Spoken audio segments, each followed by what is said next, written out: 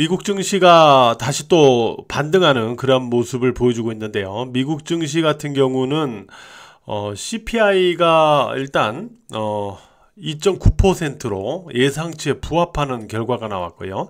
근원 CPI도 3.2%로 예상치를 하회하는 이러한 상황이 만들어졌어요. 그러다 보니까 아무래도 금리 인하에 대한 기대감에 다시 불씨가 생긴 그런 부분이 있고요.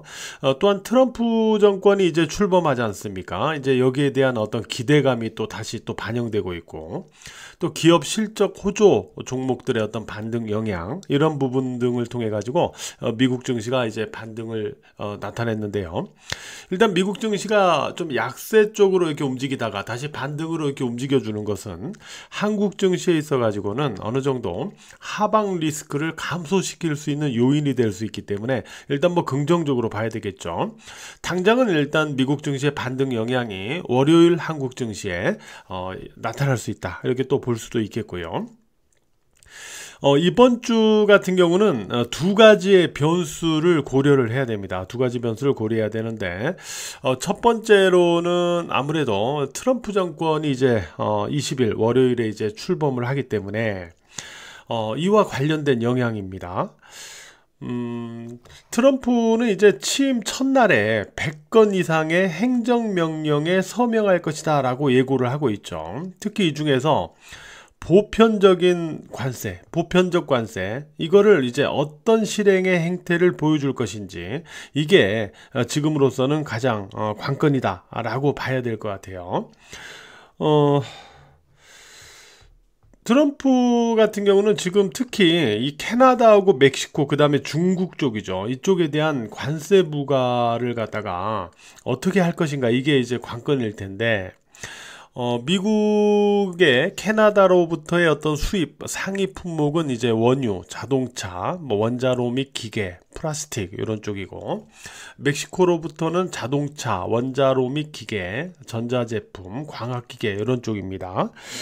그리고 중국으로부터는 이제 전자제품 쪽의 비중이 제일 높고요. 수입 비중이. 그 다음에 원자로 및 기계, 장난감류, 플라스틱 뭐 이런 순입니다. 자동차가 중국 같은 경우는 조금 중간으로 밀려 내려가죠. 캐나다하고 그 다음에 멕시코 이쪽은 아무래도 자동차가 좀 상위 품목으로, 수입 품목으로 자리를 잡고 있어요. 자, 이런 가운데 지금 한국의 입장에서는 캐나다 같은 경우는 소비재 비중이 높긴 하지만은 전반적으로 보면은 지금 중간재 비중이 높아요. 중간재 비중이 높기 때문에 한국의 경우도 이 캐나다나 멕시코, 그 다음에 중국에 대한 트럼프의 어떤 관세 부과, 이런 부분이 아무래도 직간접적인 피해는 예상이 될 수 있다 라고 볼 수 있겠죠. 그죠? 트럼프 일기 때는 이제 대체로 보면 관세 부과를 이제 이런 식으로 이렇게 진행을 해 왔어요. 이런 식으로 진행을 해 왔는데, 대체로 보면은 10에서 25% 사이, 10에서 25% 사이 이쪽을 이제 보편적 관세로 이제 부과하는 그런 상황들이 만들어집니다. 그런데 일단 한국 증시 입장에서 놓고 본다면은 사실상 한국 증시는요, 이와 같은 트럼프 리스크를 선반영을 사실은 이미 했어요. 이 정도는. 그러니까 보편적 관세로서 대체로 10에서 20%뭐 이 정도에 대한 어떤 언급이 나온 부분들이 있잖아요. 이런 부분에 대해서는 트럼프 리스크로 한국 증시가 선반영을 했던 부분이 있습니다. 따라서 트럼프 정권의 출범 이후에 관세 등을 갖다가 실제적으로 이제 실행을 해 나가는 데 있어서 기존 시장이 예상했던 예상치 범주에서 이루어질 수 있느냐 여부입니다. 기존 예상치 범주에서 이루어진다면은 한국 증시에 미치는 영향은 제한적일 거예요. 말씀드렸다시피 이미 선반영이 됐던 부분이 있기 때문에.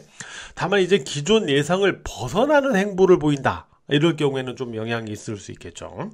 자, 요런 거를 기준으로 해가지고 이제 살펴봐야 될 것 같고, 그 다음에 한국 증시 같은 경우는 이제 다음 주에, 이번 주 말고 다음 주에 이제 설 연휴 휴장입니다. 그래서 월요일부터 목요일까지 휴장이기 때문에, 금요일 하루만 열리기 때문에 거의 뭐 한 주가 그냥 휴장이다라고 볼 수 있거든요.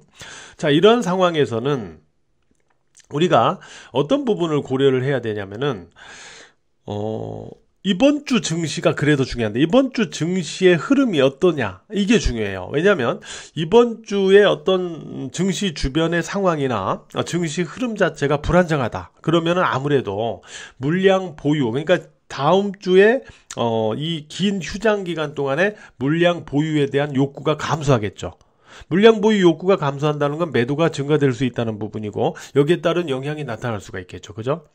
따라서 증시 흐름이 이번 주의 증시 흐름이 향후에 대한 어떤 기대감을 만들거나 기대감을 높이는 그러한 식의 어떤 분위기를 만들어 줘야 돼요. 그래야만 휴장에 따른 영향이 없을 것이다 라고 볼 수 있거든요. 일단 지수상으로는 우리가 주봉 차트로 볼 때 코스피 지수, 자 20주 이평선을 돌파 시도하려고 하는 이러한 관점에도 여기서 공방이 나오고 있죠. 일단 20주 이평선 위에서 움직임을 이번 주 가져가는 게 좋겠고요. 코스닥은 이미 20주 이평선 위에서 마감됐는데 역시 20주 이평선 위에서 흐름을 가져가는 게 중요합니다. 특히 제가 말씀드렸던 코스피 2525포인트와 코스닥 719포인트 위에서 일단 흐름을 가져가야만 아무래도 증시에 대한 어떤 기대감을 살려나갈 수가 있겠죠. 그 다음에 시세적인 부분에서 놓고 볼 때는 지금은 일부 가는 종목만 오르는 상황이거든요. 그죠? 따라서 이러한 어떤 상황에서 좀 벗어나서 오르는 종목들에 대한 어떤 시세 범위가 좀 확대되는 게 필요하다 라고 좀 보고 있고요. 그 다음에 또 순환매 등락, 즉 박스권 등락을 만들어가는 이런 상황에서 이제 좀 벗어나 가지고 저점과 고점을 높여나가는 그런 종목들이 증가되는 게 좋겠죠. 그래서 전반적으로 지수의 이러한 조건과 그 다음에 시세의 이런 조건 등이 만들어지면서 이번 주 향후에 대한 어떤 기대감을 만들어갈 수 있는지 아닌지 여기에 따라서 이제 다음 주에 어떤 휴장에 따른 증시 영향 이런 부분이 달라지겠죠. 네. 궁극적으로 본다면은 지금 한국 증시는 말씀드렸다시피 일단은 좀 살아나는 분위기예요. 그 부분은 앞선 방송에서도 말씀드렸지만은 보통 이렇게 상승한 다음에 이렇게 조정으로 나오잖아요. 그죠? 상승한 다음에 이렇게 조정으로 나오던 분위기에서 지금은 보면 상승하다가 매물 소화를 행보 등락으로 받아주고 있거든요. 이거는 가장 좋은 패턴이라고 말씀드렸죠. 물량 소화 과정에 있어서. 그죠? 네. 그래서 이런 부분을 만들어가고 있기 때문에 기술적으로도 좀 한국 증시는 좀 살아나고 있는 자리다라고 볼 수 있거든요. 다만 이제 삼성전자가 좀 살아나면 조금 더 한국 증시의 흐름 자체가 조금 더 빠르게 개선이 될 텐데 삼성전자가 여전히 이 지지부진한 영역에서 지금 벗어나질 못하고 있잖아요. 그죠? 이게 지금 관건인데 삼성전자는 뭐 계속 말씀드려왔지만은 55,000원, 55,000원 위에 올라서서 55,000원을 지지로 전환을 해 나가야만 흐름이 살아난다. 패턴이 만들어질 수 있다. 이렇게 말씀드렸잖아요. 요 삼성전자만 좀 살아나면 좋을 텐데 제가 그랬잖아요. 삼성전자가 55,000원 다시 깨면서부터 삼성전자는 개별적인 특정한 패턴을 만들지 못하고 있다. 따라서 반도체 쪽은 각계 개별적인 움직임으로 각계적인 반등 시도로 나갈 가능성이 있다 라고 제가 이 시점에서 말씀드렸거든요. 이 시점에서 실제로 보면 지난주의 흐름을 보면은 삼성전자는 못 오르는 가운데 그렇다고 해서 반도체가 또 못 오르는 게 아니라 HBM이나 이런 쪽을 중심으로 뭐 SK 하이닉스도 그렇고 선별적으로 또 상승을 하거든요. 그죠? 뭐 주성 엔지니어링 이런 종목도 위로 올라갔고, 그죠?